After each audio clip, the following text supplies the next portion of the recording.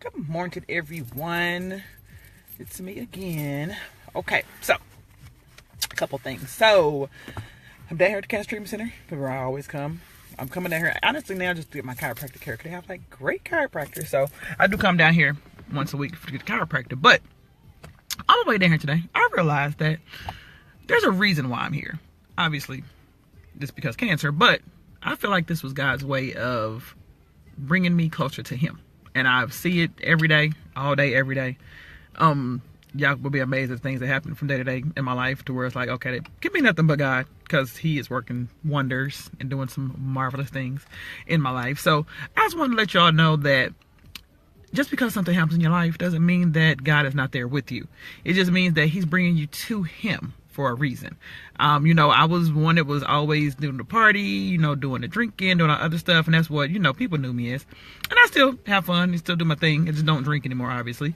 But I think that I had a higher purpose. My higher purpose was to inspire people. I've always kind of been a person that inspired people, but I feel like now my higher purpose is to inspire people in a more positive way. And the more positive way is to show people that life is more than just hanging out and partying and doing this and doing that. It's about what are you doing to help others. And that's just been my thing. I've always been a person that loved to help others, and I feel like this is just another way that God is using me, or using this situation to influence others.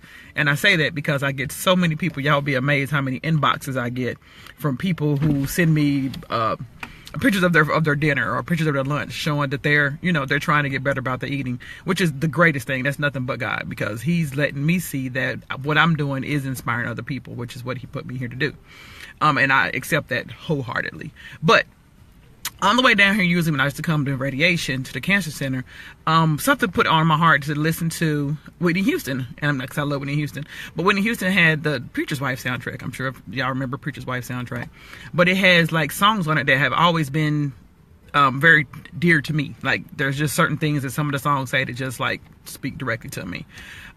There's probably about 5 different songs I usually listen to on the way down here. So I hadn't been listening to it in a while. But today I said, hey, let me just put this on. And baby, when I tell you, sister had some church up in her car today, a praise session, honey, that was nothing. Me and God was in this car together. We was right here together the whole entire time. And I cried, and it was a good cry, because it was a cry to where it's like, Lord, I know it's you, it's nothing but you.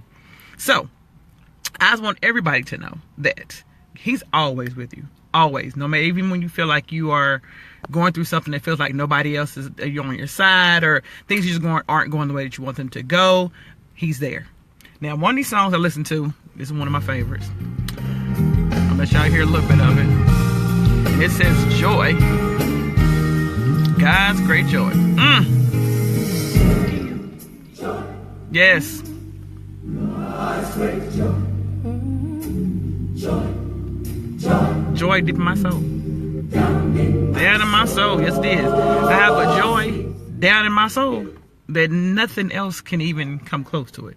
That joy is God. And that joy is there, and it is so strong, because now He has finally opened my eyes and my heart to be where I'm supposed to be with Him. And I know that it is Him. And I know that He has supernaturally healed my body. I know He has.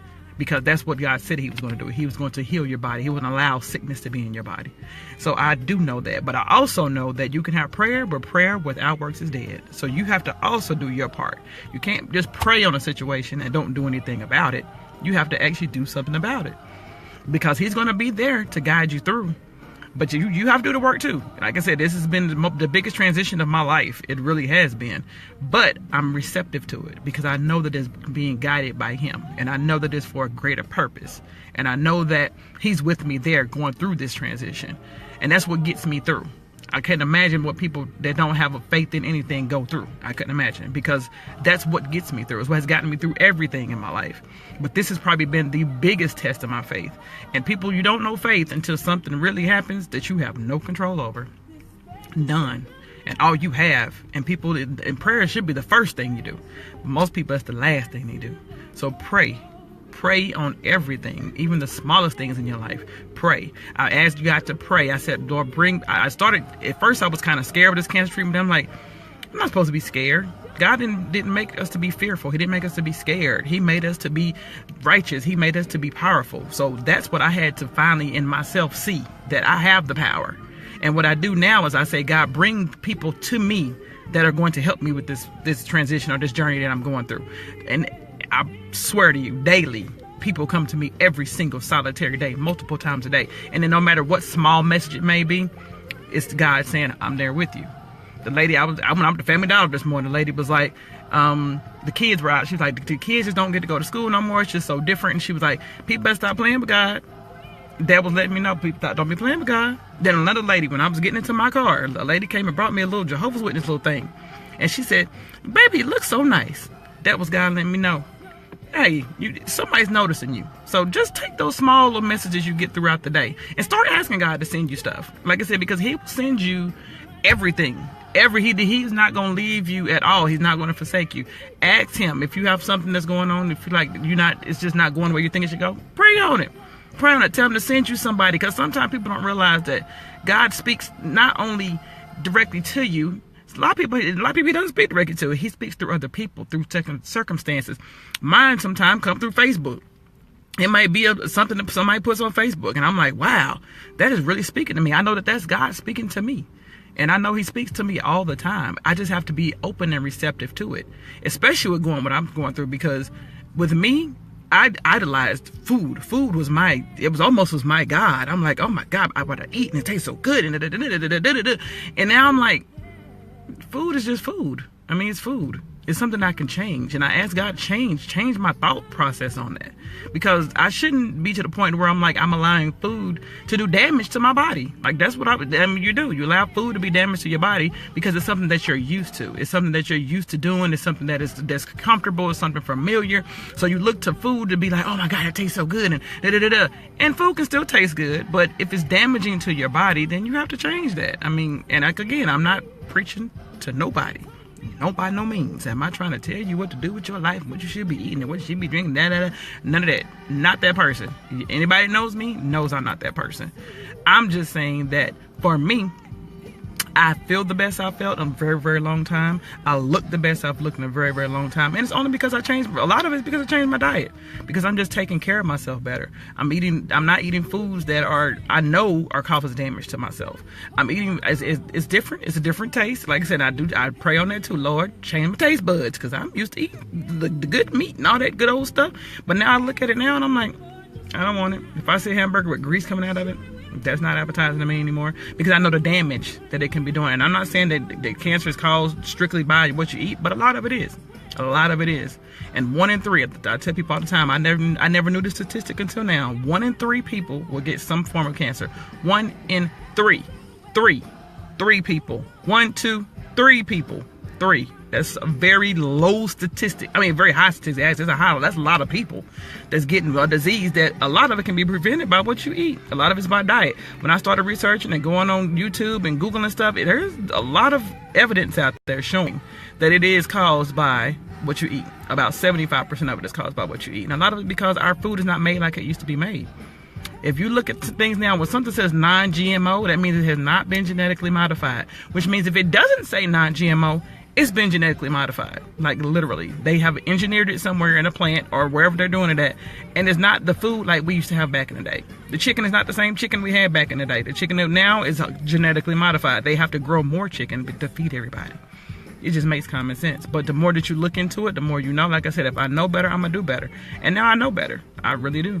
And God put it on my heart today to just share that information with you guys. Like I said, I'm not trying to make it seem like I'm just a better person or I'm doing something that's above everybody else. I'm saying, the more I know about that I'm learning, the more I'm like, whoa, this is some real stuff out here, and we have to be conscious of everything we're doing. And if some people have actually told me if they had to change, if they couldn't eat meat or cheese, that they just don't know what they would do. Life can go on without meat and cheese. It can, believe me. I do it all the time. I haven't had dairy in a month.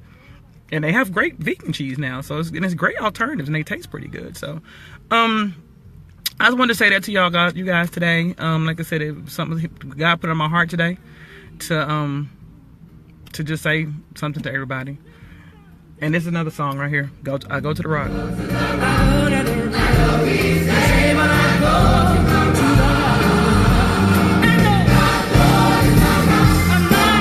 Yes, the Lord is the rock, honey. Yes, he is. Yes, he is. He is the rock, and he's the one you go to at all. When you gotta say, she said, I run to the mountain, and I hate that she died, because that right there, that woman had a voice on her.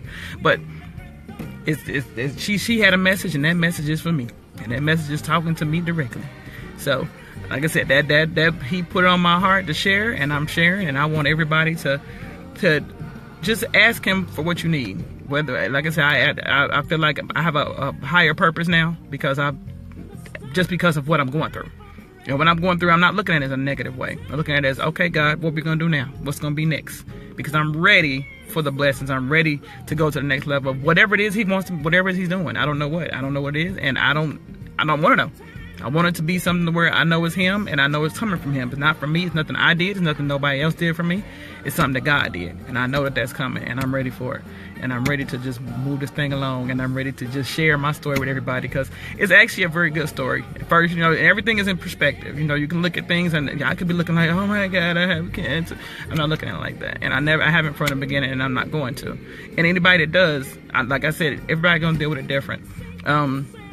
But just always know, if you're a person that's faith-based, that if God brought you through it, he can bring you through it, but you have to do your part. You cannot just pray and still go eat your fried chicken and your ribs and your hamburgers and your cheese. I mean, if it's evidence out there that it's caused by something that you can change, baby, you're going to have to change it. You can't pray on something and then think you can still do the same thing you used to do, because it doesn't work that way.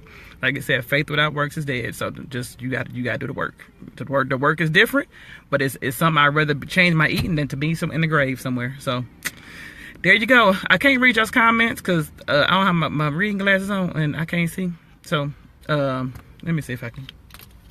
Can I see? Wait a minute. What we got?